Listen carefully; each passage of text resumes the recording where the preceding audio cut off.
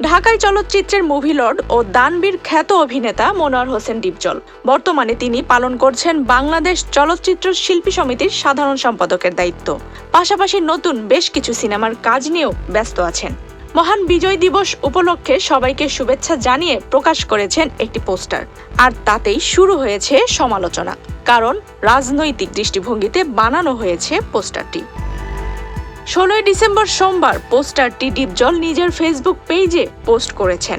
পোস্টারে শহীদ রাষ্ট্রপতি জিয়াউর রহমান, বিএনপির চেয়ারপারসন বেগম খালেদা জিয়া এবং বিএনপির ভারপ্রাপ্ত চেয়ারম্যান তারেক রহমানের ছবি ব্যবহার করেছেন তিনি।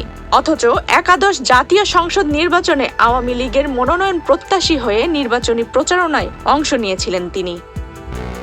পোস্টারের শুভেচ্ছা বার্তায় তিনি লিখেছেন, 16 ডিসেম্বর মহান বিজয় দিবস।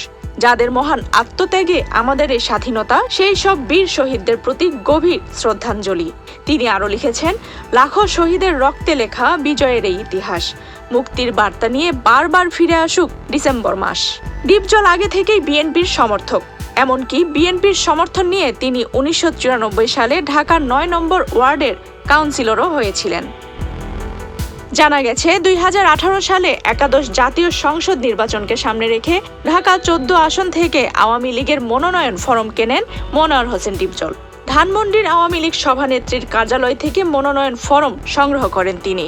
পরে 2021 সালে ঢাকা 14 আসনের উপনির্বাচনে আওয়ামী লীগের ফরম সংগ্রহ করতে যান।